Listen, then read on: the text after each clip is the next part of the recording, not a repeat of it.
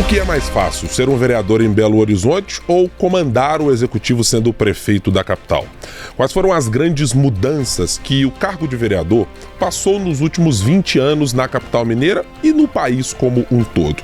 Esse é o assunto que a gente vai tratar nesse segundo episódio do nosso podcast Tempo de Eleições. Eu sou Guilherme Ibrahim e comigo está aqui na bancada Thalita Marinho. Olá, Thalita, tudo bem? E Guilherme, tudo bem? Prazer estar aqui com você mais uma vez e prazer falar também com aqueles que nos acompanham nas plataformas de O Tempo em áudio e também em vídeo. Quem vai nos ajudar a responder essa pergunta nessa semana tem, digamos, alguma expertise nesse cargo. Afinal de contas, foi vereadora na capital mineira por 2 vezes e é a primeira mulher a comandar a Câmara Municipal de Belo Horizonte na condição de presidente, entre os anos de 2009 e 2010. Luzia Ferreira, atualmente no Cidadania, é a nossa convidada aqui do nosso podcast Tempo de Eleições. Bióloga, professora, exerceu 2 mandatos como vereadora na capital, além de ter também cumprido mandatos como deputada federal e como deputada estadual. Luzia, prazer tê-la aqui no nosso podcast Tempo de Eleições nessa segunda temporada e de volta à FM O Tempo também. Bom dia, Guilherme Ibrahim, bom dia, Thalita. Bom dia.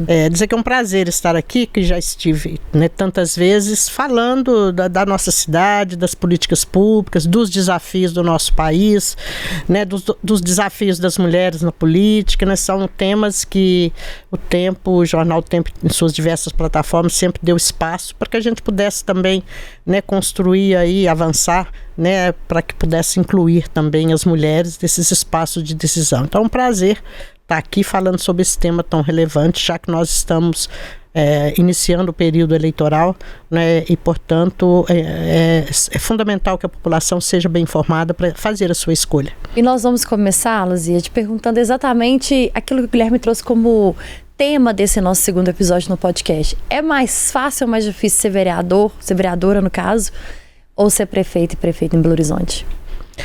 Olha, eu não sei assim se a gente pode medir, ter uma mediação.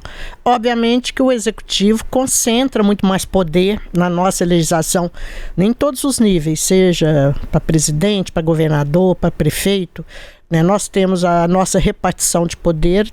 O executivo concentra muito poder porque é ele que gerencia, executa o orçamento. Portanto, eu digo que ser prefeito, ainda mais numa cidade desse porte, tem muitos desafios, porque tem muitos conflitos que manifestam no dia a dia da gestão. É uma cidade imensa, com problemas acumulados também durante anos. Então eu acho que essa concentração de poder que está no executivo traz também um desafio maior.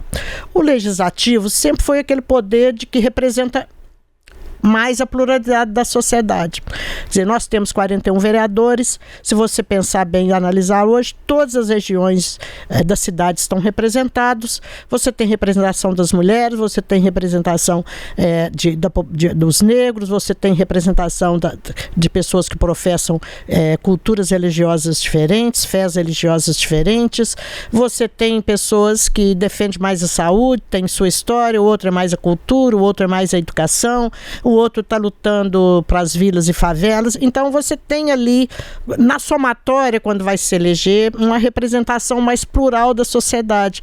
E não é à toa que o parlamento tem sido sempre um espaço de debate também. Por que é um espaço de debate? Porque é o poder também mais permeável ao acesso da população. Porque as pessoas às vezes sabem até onde o vereador mora, porque ele foi eleito numa região, ele sabe onde ele mora. Às vezes o contato é mais direto, O contato é direto, então ele procura. Então, para ser sincero, o legislativo municipal é a porta de diálogo com a população, é mais efetiva. Essa relação tem se modificado bastante, vereador, e eu quero começar a nossa conversa sobre esse primeiro aspecto. É claro que o Poder Executivo ainda concentra muito poder porque tem a máquina pública, O poder tem secretarias, tem empresas públicas, autarquias, fundações, que no fim das contas são aqueles que executam determinados serviços que vão ser recordados pela população.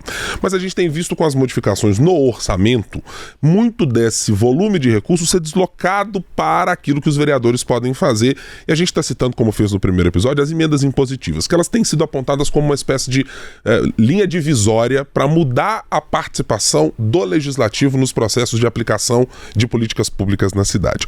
mudou muito de fato? Faz muita diferença? Hoje ser vereador é preciso de uma qualificação melhor, porque ele tem que lidar com mais recursos, ele tem que saber melhor como se faz um orçamento, como é que ele indica recursos. É uma relação diferente? É uma relação diferente.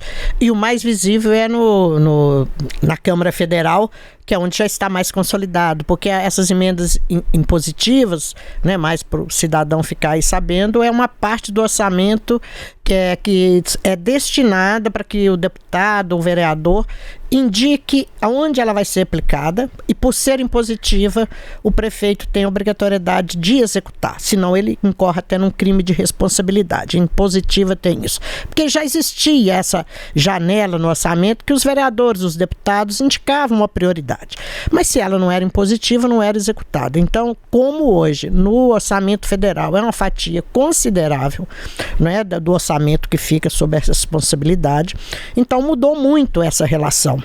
E a gente já viu em governos anteriores, né, quase gerando crises, né, o presidente não conseguia, às vezes, aprovar nada no parlamento sem estar vinculado à liberação de emendas impositivas. Então, acho que foi uma mudança substantiva, porque antes dialogava com as bancadas, através do diálogo, às vezes se você discutia mediações para ajeitar esse projeto aqui ou ali, né? Hoje não, hoje olha, se não pagar minhas emendas eu não voto, e deixa até às vezes de ter um senso crítico para os projetos que estão. O parlamentar passa a ser também um distribuidor de recursos, e ele assenta a sua eleição em cima disso, e a gente vê nas campanhas isso. Eu fiz isso aqui como se fosse mesmo uma parte do executivo ali no parlamento fazendo.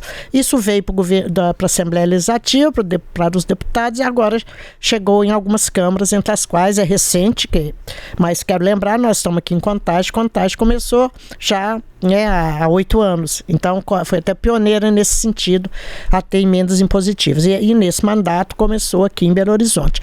Então, veja, o vereador hoje, ele tem isso na mão, ele é também ele tem um pedacinho ali da execução do orçamento. Então, essa é uma mudança estrutural, eu acho, no relacionamento do Poder Executivo com o Legislativo. E é uma mudança também no senso de responsabilidade, de fazer com que, de fato, o vereador se sinta uma pessoa que tem o poder, né, já que a gente está falando tanto de poder aqui, de fato mudar uma realidade da cidade, porque em muitos casos, e há alguns anos, a gente via inclusive pessoas que sequer tinham relação com a política ou que tinham pretensões políticas sendo eleitas. Isso acontecia muito nas cidades do interior, né, onde o número de vereadores é menor e às vezes falta até opção em quem votar. Mas um determinado partido lançava alguma pessoa, porque era popular e tudo, mas a pessoa sequer sabia qual era o papel de ser vereador. Ainda acontece, menos, mas acontece. Mas faz com que o vereador, de fato, consiga opinar, melhorar, mudar a vida ali de quem mora na cidade? Eu acho que tanto o Legislativo como o Executivo devem aprimorar essa distribuição, porque a distribuição, gente, seja distribuído pelo prefeito, executado pelo prefeito, seja pelo vereador, através é dinheiro público, é dinheiro do orçamento, é o dinheiro, então, né, do orçamento municipal. Não é o dinheiro do vereador, não é um dinheiro que muita gente se confunde, não é nem o dinheiro que sai do orçamento da Câmara Municipal, que constitucionalmente ela tem seu percentual. Então, eu acho que tem que melhorar o planejamento da execução. Eu acho que cabe à prefeitura, que tem mais poder para isso, que aí ela acaba a responsabilidade, de fazer um planejamento mais de médio prazo, para estabelecer as ações mais estratégicas para mudar a realidade da qualidade de vida da população nas diversas áreas, para indicar, porque o que eu acho que é danoso é o vereador indicar apenas porque aquilo ali pode dar um voto, mora um apoiador, ou ele tem, mas às vezes não é o mais necessário nem naquele bairro, né, de ser executado, e aí a população também fica muito revoltada, fala, veio aqui, jogou asfalto nessa rua que nem estava ruim e não pôs na minha, que é cheia de buraco, que é de terra, que está toda esquisita. Então, isso gera também distorções na aplicação do recurso. Quer dizer, você poder indicar naquilo ali, como ela é impositiva, o prefeito depois não pode mudar. Então, eu acho que precisa melhorar esses critérios para indicar. Hoje, felizmente, 50% já é para a área da saúde, né? Porque a saúde consome uma grande parte do... E é um problema em qualquer região. E é um problema em qualquer cidade. Cidade pequena, cidade grande, qualquer região, né? Então, isso aí mostra esse planejamento. Mas, enfim, eu acho que precisa, para não haver um desperdício aqui, entre aspas, né? É que seja melhor planejado, a prefeitura fazer, portanto, um plano e, com base nesse plano, os vereadores indicarem dentro dessas prioridades para que não haja desperdício. A senhora participou de pelo menos 2 campanhas para vereador, e eu quero tocar um pouco nesse ponto porque acho ele relevante, porque as mudanças que nós tivemos no cenário macro também influenciam bastante em o que se faz para se tornar um vereador da cidade. A senhora é de uma época em que não havia, por exemplo, restrições para o financiamento privado das campanhas. Hoje nós já temos uma restrição, mas com os fundos eleitorais e partidários bastante fortalecidos e até criticados pelo volume de recursos. O que mudou especificamente, vereadora, nessa necessidade? O candidato tem que se apresentar de uma maneira diferente, tem muito mais recurso, é a percepção de que dá para fazer uma campanha melhor do que se fazia antes, é pior do que se fazia antes. Eu queria um panorama um pouco de como é que a senhora avalia essa mudança para se chegar até o cargo. Olha, de fato era uma penúria a gente ter que viabilizar, buscar financiamento de campanha, né? Porque é difícil as pessoas entenderem, de apostar num vereador. A maioria não conseguia, né? Porque não tem esse acesso ao mundo empresarial. Então eu creio que é uma mudança importante. Tem também sempre aquela discussão, se ele financia, quer ter um retorno em defesa dos interesses daquele grupo empresarial. Criar um lobby, né? Lobby, é muito evidente que nas campanhas o executivo, prefeitos, governadores, que são montantes muito grandes. Foi isso que gerou o funcionamento público. Então, acho que ele democratiza a participação das pessoas mais pobres, das mulheres, porque agora também tem uma cota para as mulheres. As mulheres eram as mais difíceis de captar recurso, né? Você perpetuava ali aqueles candidatos que já eram mais entrosados, tinha mais capacidade de financiar, ou próprio, então, portanto, já tinha recurso, ou com o mundo empresarial. Então eu acho que democratizou, foi uma medida importante. De fato, você falou, pode-se discutir se precisa desse montante e que cada eleição vai aumentando. Eu acho que tem que ter medidas também para a gente também tem que cada vez mais trabalhar para campanhas mais baratas, não é? Ainda mais hoje, que é muito mídia social, que é mais barato do que o que se fazia antigamente, que tinha que contratar muita gente para o seu material chegar na casa das pessoas. Hoje não, né? A gente faz aqui nas mídias sociais, chega em todo mundo e é muito mais barato. Então, eu acho que democratizou.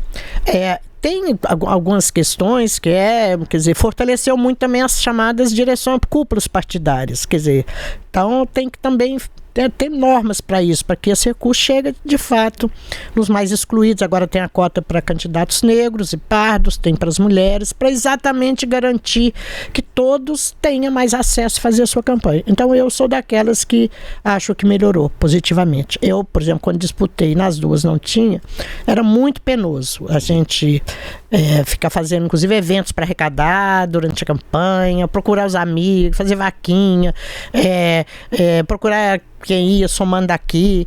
Era difícil, a gente tinha que gastar tempo inclusive para viabilizar o financiamento da campanha. Então, eu acho que hoje é mais tranquilo. Eu queria tocar num assunto importante que a senhora tocou em relação à candidatura das mulheres, né? A gente vê uma mudança nas regras eleitorais. Hoje, principalmente, quando desiste uma mulher de uma candidatura, outros 2 homens precisam sair também da chapa, precisam ser retirados. Claro que é uma forma de tentar diminuir o prejuízo das mulheres e diminuir aquelas candidaturas que eram candidaturas laranjas, né? Como a gente coloca... para que as mulheres não fossem só objetos nessas montagens dessa chapa. Mas, de fato, há uma participação maior das mulheres? Elas conseguem ter espaços nas grandes legendas ainda e conseguem ter voz? Eu acho que mudou também. Ainda não. Mas eu quero dizer assim, que tem um desafio também. Esse tempo todo, e cada vez mais que a política está tendo essa agressividade que a gente está vendo, esses confrontos, até físicos, né? Que a gente vê nas ruas, a polarização ideológica, que às vezes não está em debate, não é o bem-estar daquela cidade, as propostas, mas é a visão ideológica. Isso também eu já notei que afasta a mulher. Toda vez que se divulga, igual essa semana ontem, eu estava vendo nas mídias sociais, uma candidata vinculada a um partido de esquerda sendo agredida por um homem nas ruas de São Paulo. Ela estava fazendo campanha.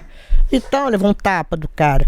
Então, veja, isso as mulheres vão falar, não, isso não é para mim. Todas as vezes que tem essa, né, no parlamento, nas coisas, começa a hostilizar as mulheres, eu vejo que as mulheres retraem, sabe? E a gente não é tão fácil atrair as mulheres para ser candidata. Todos os partidos têm dificuldade de completar a chapa. Todos, sem exceção. Da direita para a esquerda. Todas têm dificuldade, assim. A gente não chega numa paridade ainda, mesmo partidos que tradicionalmente tinham. Então, é difícil, porque ela não se vê ainda. E cada vez mais que vê que a política tem graus de agressividade, ela fica, isso não é para mim, eu não quero me expor a isso. Eu sou mãe, eu tenho meus filhos, o que eles vão achar? Então, são muitos condicionantes ainda que dificultam a mulher estar presente aqui. Não é mental, não é que ela não tem capacidade, mas ela começa a achar que é um ambiente hostil para ela estar. Belo Horizonte não teve ainda uma mulher prefeita da cidade, mas já teve na Câmara Municipal 2 presidentes, a senhora e a vereadora Nelly Aquino, que comandou o executivo mais recentemente. Eu posso dizer, e a senhora me corrija se eu estiver enganado, que o legislativo é mais permeável às possibilidades de ascensão política de uma mulher do que ainda e são os poderes majoritários. Tem muita diferença entre eles e, de fato, o poder executivo, ou chegar para os cargos majoritários, ainda é mais hostil? Muito mais hostil, muito mais difícil. Muito mais ainda uma visão que talvez prevaleça, não vai dar conta, né? Ainda tem isso. Eu acho que o legislativo, exatamente, falei, para ser mais plural, a mulher já chegou e mostrou que se dá muito bem, né? Quando eu fui presidente, por ser a primeira, eu me esforcei muito, assim, para deixar a imagem positiva, para deixar assim, olha, chega desse papo de que mulher não está preparada para estar em poder, em espaço de poder, que não sabe decidir, que a hora que chegar um conflito vai desabar, chorar, não vai ter capacidade de discernir o que é melhor. Então eu me esforcei muito, quer dizer que eu me desgastei muito também, envelheci mais do que os 2 anos que eu passei lá, para mostrar que a gente tem capacidade de decidir nos momentos de decisivos, que a gente é capaz de comandar, que a gente, país sim, é capaz de fazer isso, inclusive criando mais harmonia entre os vereadores, tá certo? Eu, na minha gestão, aprovamos projetos que em si são os mais complexos da gestão da legislação municipal, que é lei de uso e ocupação de solo, plano diretor, código de posturas, a modificação, a ampliação da planta de valores para que calcule IPTU, que foi feito todo um estudo na cidade, e nós aprovamos isso sem grande transtorno, aprovamos em 1 ano toda essa legislação, com harmonia entre os vereadores, mas quem tinha discordado, quem fez emenda, mas nós seguimos assim, né, conduzimos de forma que permitiu dotar a cidade, melhorar a legislação naquilo que é mais complexo, que é a legislação urbanística, ambiental e de plano diretor.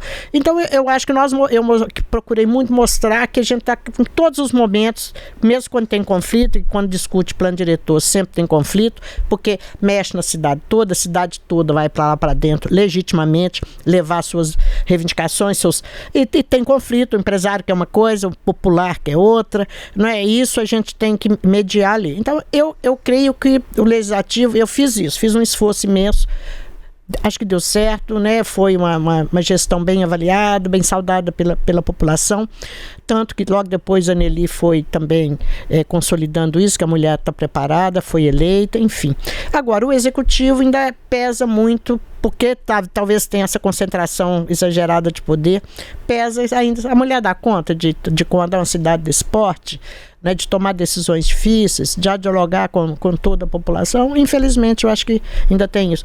E Belo Horizonte é talvez uma das poucas capitais que nunca teve uma prefeita. Eu assumi interina, né, um gesto bacana do ex-prefeito Márcio Lacerda, porque não foi eu que fiz a proposta para ele, foi ele que me falou: Luzia, você é a primeira mulher, você precisa sentar aqui também nessa cadeira, eu vou combinar com o meu vice para a gente viajar, nós temos assuntos internacionais. Ele, na época, ele foi à Colômbia para ver o MOVE, que serviu de inspiração para cá, e o vice foi para Barcelona num seminário de planejamento urbano, e eu pude sentar. Quer dizer, ele que me proporcionou isso, porque eu fiquei indelicada, eu pedi, deixa eu sentar aí, né? E ele me propôs, então. Mas nós nunca tivemos uma mulher prefeita, né? Uma das poucas capitais do país que não teve ainda, né? Esperamos que apareça aí uma que desafie e quebre também esse paradigma. No atual cenário hoje da Câmara Municipal de Belo Horizonte, tem alguma mulher que a senhora olha e fala assim, essa consegue ainda levar, ou todas elas conseguem levar aquilo que eu tentei colocar como um pilar, né, como um projeto que eu tinha de vida política, que é exatamente esse que a senhora citou, de mostrar que a mulher pode sim resolver situações da cidade, que a mulher pode sim na política tomar decisões e que não vai fugir das discussões ali que são importantes. Olha, nós temos até um número recorde, né, de mulheres na Assembleia e no Parlamento. Eu, em princípio, né, eu acho que todas têm essa capacidade, porque chegar ali não é fácil. Ela já rompeu muitas barreiras. Primeiro, costuma ser da família, né, os filhos acham que é pagar mico, às vezes o marido não quer, ela às vezes... Não, então ela já rompeu muitas barreiras. Depois no partido, para ser valorizada, para ter fundo partidário, porque tem isso também, você disputa dentro do partido, ser valorizada, para ter recursos para fazer a sua campanha, nem todas têm, né? E depois para se afirmar ali dentro, ser eleita e convencer o eleitor, né? Que é outra batalha, que também tem as suas barreiras de ainda acreditar, infelizmente já mudou muito. Eu fico assim, quero dizer que apesar da minha vida inteira ser lutada, desde muito jovem, aos direitos das mulheres, mas eu via que eu convencia mais os homens que eu era uma boa candidata. Eu olhava meu Orivaldo, eu tinha mais votos masculino do que feminino. Eu convencia mais os homens, assim. Eram os que mais participavam da minha campanha. Quando eu convocava uma reunião... É bem curioso. É curioso isso. Né? Então a mulher também, até uns tempos atrás, que já tem um tempo, né, às vezes não acreditava muito na própria mulher. Eu acho que hoje mudou, tá? Mudou bem. Ainda tem resistência, mas mudou bem. Mas 20 anos atrás, quando eu disputei, eu vi que eu convenci mais os homens que eu era uma boa candidata do que as mulheres. Então, assim, tem muitas barreiras, mas eu acho que todas que chegam no parlamento têm condições de liderar, de estar presente, de ter voos mais altos, né? E espero que tenham. A gente tem visto, vereadora, de alguma maneira, que as construções coletivas que estão sendo feitas dentro do espaço do parlamento, eu vou pegar o caso da Câmara Municipal, por exemplo, teve-se a constituição de uma bancada feminina. A bancada abriga pessoas de correntes ideológicas diferentes. Elas disputam no espaço, ali dentro, pautas que são caras àqueles públicos. Posso mencionar aqui de cabeça, olha, há parlamentares que são pró-aborto, há parlamentares que são contrários, há parlamentares que são contrárias a mais ciclovia, outras menos, que estão disputando o espaço público de uma maneira diferente. Mas a senhora vê capacidade de fato de aglutinação dos interesses femininos para além das disputas ideológicas? Porque me parece claro que se não houver a manutenção das mulheres com uma percepção de que construindo processos ao longo do tempo e que sejam mais perenes, isso também pode se perder a cada eleição, porque as regras eleitorais mudam e daqui a pouco aquela candidata de outrora ou aquela vereadora de outrora também pode simplesmente ser alijada do processo eleitoral. Pode. Eu acho que as pautas que são vinculadas mais aos direitos das mulheres, vamos pegar o tema da violência, que eu acho que isso une muito, né?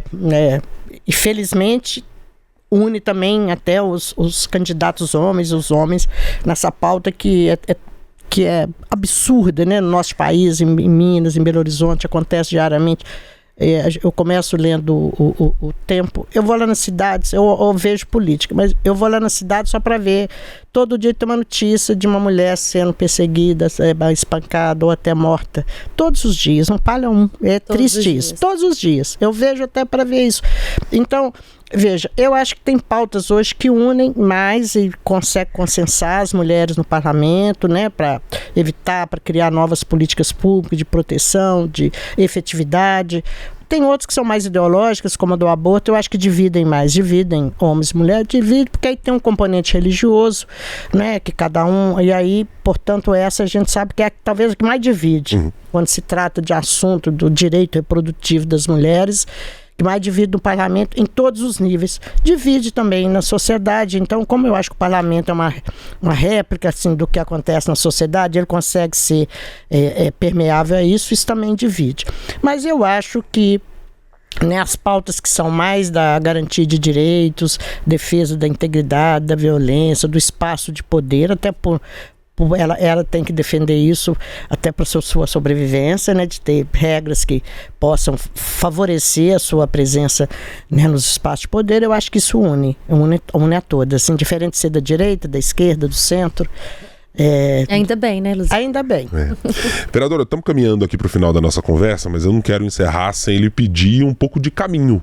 Caminho para quem está querendo entrar na vida política, e quero lhe perguntar, uma espécie de guia aqui de Luzia Ferreira, pelos cargos que ocupou, pelo espaço, pela representatividade política. O que fazer para se iniciar numa vida como vereador? Para representar um grupo político, anseios, ideias, pautas que estão pipocando na sociedade e alguém que quer chegar até esse espaço. Tem que fazer exatamente o que para ser um bom representante dos cidadãos quando chegam ao parlamento, quando chegam à Câmara de Vereadores de BH? Eu acho que a primeira coisa é ter o que dizer ao cidadão. Você não é candidato de si mesmo. Você está buscando uma representação da cidadania, dos cidadãos, de todos. Então você tem que saber o que dizer. Eu sou candidato por isto, por isto, por isto. Então, tem que ter nas suas ideias, suas prioridades, conhecer a cidade, para você também não falar coisas que não está fora da realidade e já te desmoraliza como candidato, né? Se você não sabe convencer, não está preparado para explicar, para saber que você conhece, fica difícil convencer alguém. O segundo, você tem que já ter uma experiência de participação social, no meu ponto de vista, né? Para você ter representatividade, buscar sua liderança, seja num segmento que você atua do seu bairro, que são amplos nas diversas causas que você pode ter essa experiência antes de tentar, porque isso te dá representatividade e reconhecimento.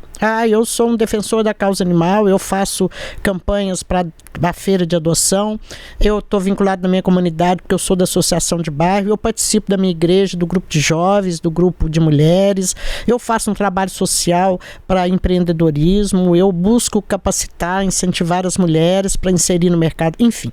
Nós temos muitas pautas da cidadania que quando você insere, você está primeiro se qualificando para representar aquele grupo de pessoas e está também, né, te dando reconhecimento, liderança. Então acho que são coisas muito relevantes. O segundo, a busca do voto, quer dizer, hoje tem muitos mecanismos, né, de comunicação, as mídias sociais que não tinha no meu tempo, muitos também se tornam candidatos, porque já adquiriram muitos seguidores, né, no Instagram, no TikTok, no Twitter, enfim. Então as pessoas tem já uns seguidores, isso aí a gente viu que em últimas eleições elegeu muita gente, né? Mas em qualquer hipótese, seja que se você está fazendo campanha só pelas mídias sociais, você tem que saber o que dizer para convencer o cidadão, o eleitor, de que você é uma boa representante. Porque, como eu disse, para o legislativo você representa uma parte da população. Quem representa o todo é o prefeito quando elege. Aí ele está falando em nome de todos. Né? Para vereador, você está representando uma parte. Então você tem que escolher aquela parte que mais tem a ver com a sua história, com a sua tradição, com onde que você mora, com o que você vive, enfim. Eu acho que esse é um bom conselho. Primeira coisa, obviamente, é conhecer bem os problemas da nossa cidade para apresentar uma proposta ao eleitor. Tem uma gama importante deles, inclusive, que a gente está trazendo, e o tempo de eleições serve para isso, para ampliar esse debate, para mostrar um pouco mais do que fazer, de como o cidadão pode fazer essa escolha. Quero agradecer enormemente a ex-presidente da Câmara Municipal, ex-deputada federal, deputada estadual, vereadora por 2 mandatos, Luzia Ferreira, também ocupou espaços em governo, mais recentemente no governo Fuad Noman. Muito obrigado sempre pela presença aqui, é sempre uma conversa muito esclarecedora, acho que para a gente olhar para o futuro, Luzia, com base naquilo que a senhora construiu como carreira política, mas também para a gente olhar para o futuro e para quem quer chegar e quem quer fazer uma cidade melhor, que eu acho que é o objetivo final de todo mundo que está nesse momento eleitoral. Obrigado mais uma vez. Eu que agradeço a oportunidade e acho que, né, os meios de comunicação têm um papel muito importante para trazer essa chamada mesmo para o eleitor. Olha, seu voto tem muito poder, então escolha bem seu candidato, né? Analise. O dia da eleição, Guilherme, Thalita, é o dia mais desconcentrado do poder que existe no nosso país, porque cada cidadão tem um voto. Igualmente, talvez é a igualdade absoluta que a gente pode dizer que existe, é só nesse dia, porque cada um que for votar vai ter o direito de um voto, então o processo de escolha é um só.